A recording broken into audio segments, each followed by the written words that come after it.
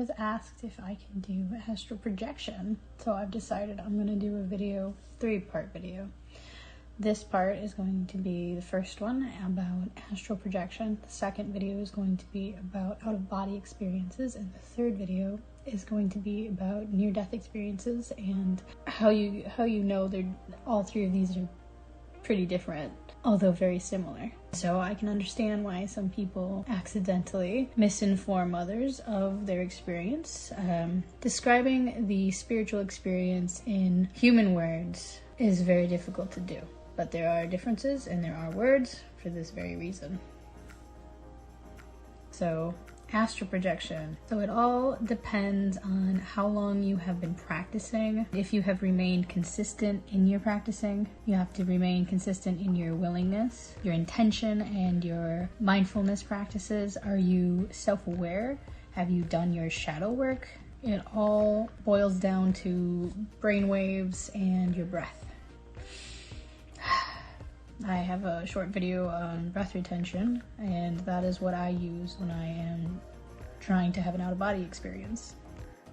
So astral projection, it's really not as complicated or confusing as people try to make it seem. So there are 6 steps, I would say. The first step is setting your intention daily, every night, or right before a nap. So every night that I'm about to go to sleep, I make sure that I have the intention of truly wanting and desiring leaving my body to seek knowledge, to seek understanding. I ask spirit guides, ancestors, beings of love and light, please guard and watch over, protect my body, and help me to give me the information that I need to have.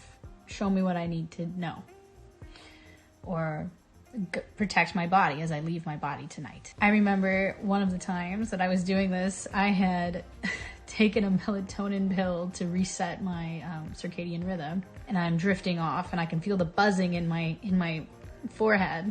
I feel myself starting to kind of slip in and out of consciousness. I'm repeating this over and over, and I'm whispering it to myself to kind of keep myself as alert as possible, you know, body at rest, mind awake. I just sit right up out of my body, and I'm like, oh, this is familiar.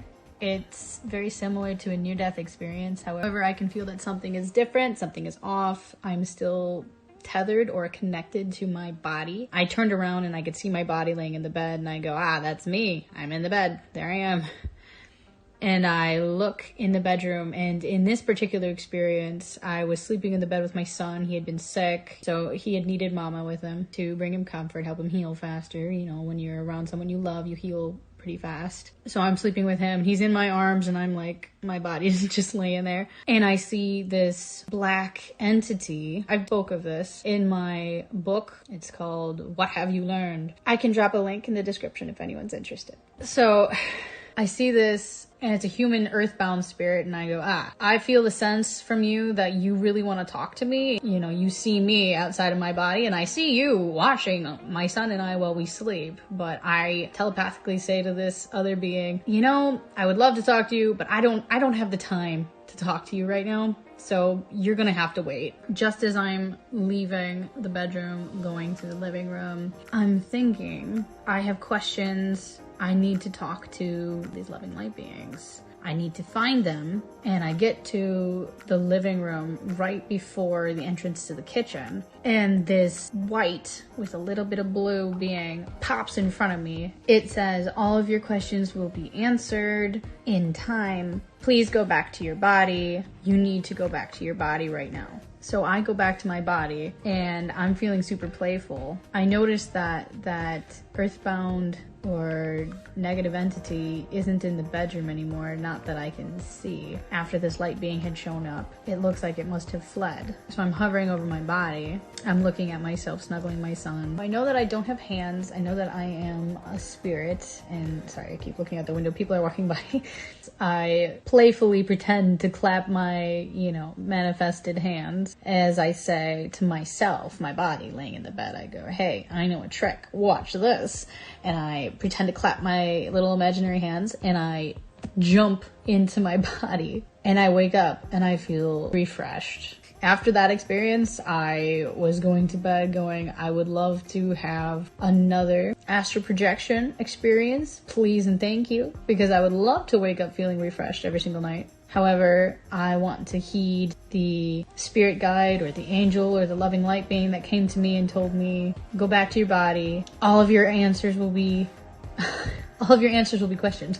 All of your questions will be answered in due time. Trust the process. Go back to your body. So I want to be very careful when I'm doing this, because I know that there are beings that want to connect themselves to my body, which is why I always ask these loving light beings for assistance. I remember during another astral projection, I was face to face with a being that was being manipulative, was trying to make me pity it so that it could stay connected and leeching off of my energy. But I had to say no, and I had to say, you either go to the light or you leave me alone, because you are not allowed to stay here and leech off of my energy source. You either go to the light, because they will help you. It doesn't hurt you. It doesn't erase you. You have full control over this. And it was too afraid to go do that. So I said, okay, well, the only other option is you leave me alone, and I'm going to call on these spirit guides or these loving light beings to come and help me. And that's exactly what I did. Came to both sides of me. We joined, like their light grew and grew, and my light grew and grew.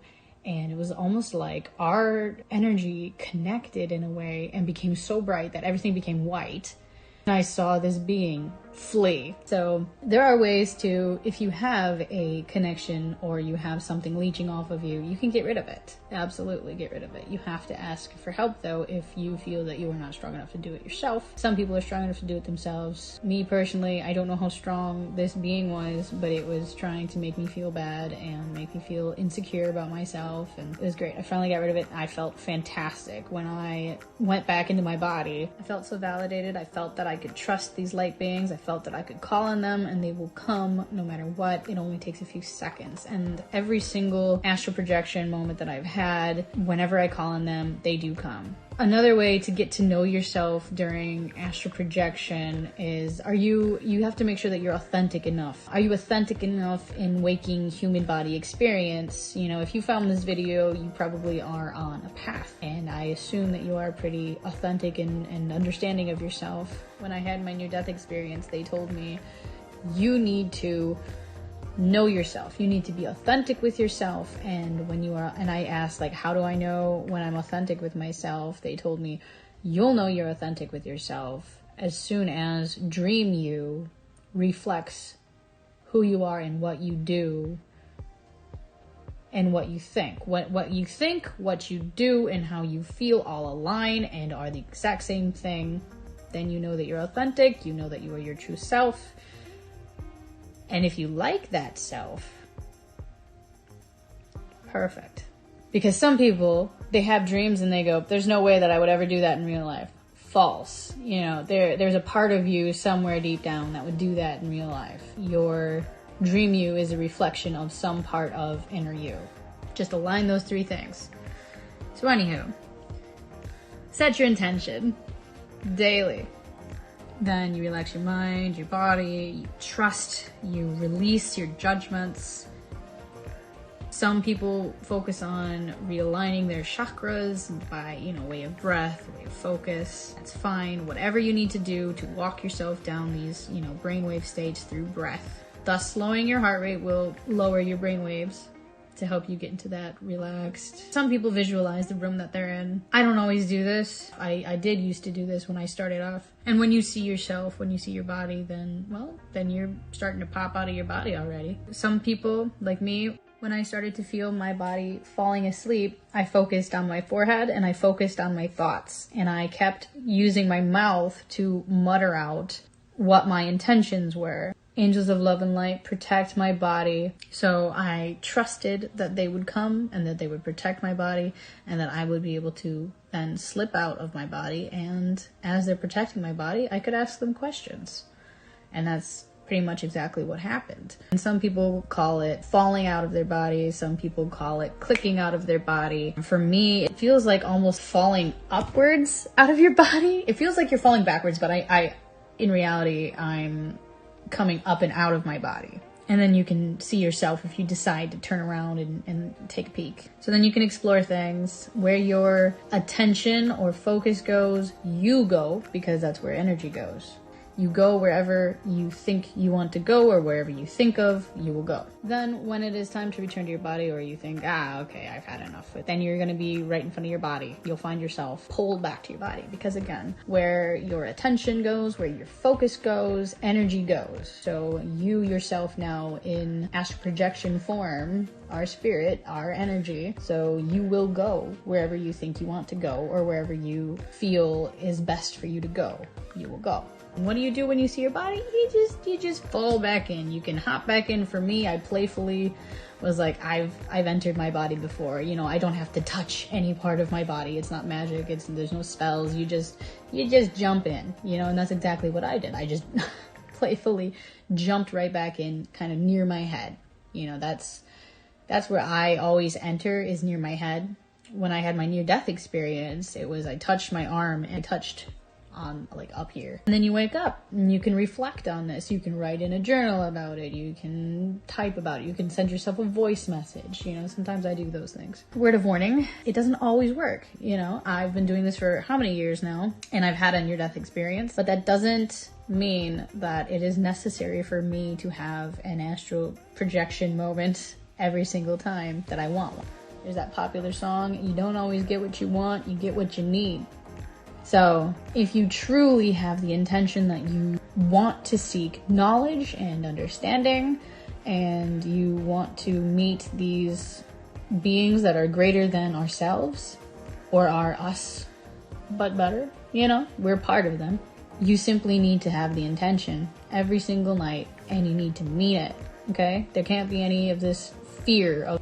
I would suggest, if you're going to astral project, to make sure that you rely, or you learn how to feel comfortable asking these loving light beings for help, asking your angels for help. I would say don't worry or obsessively worry about demons or dark entities, because that will then energetically draw them to you. You know, that's what manifestation is.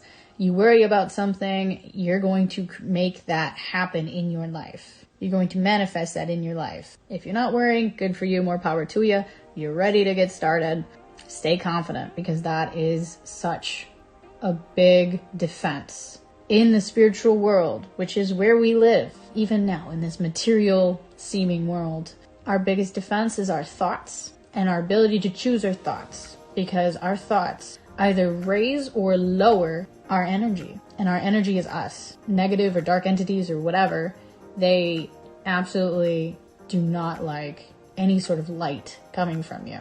And they will do anything to make you feel insecure or afraid. Do not feel afraid, or that you are powerless, or that you are not worthy, or that you are not strong, because you are strong. You forget that you are a light being. You came here as a light being. You are a light being in a human body, having a human body experience. Do not forget who and what you are. You are so powerful. Thank you for watching this video. Thank you for staying curious. All the best of luck to you on your astral projection journey. Please do, leave a comment if you have successfully astral projected before, or had an out-of-body experience, or anything of that nature. I would love to hear it. I'd love to read it. Thank you for connecting with me today.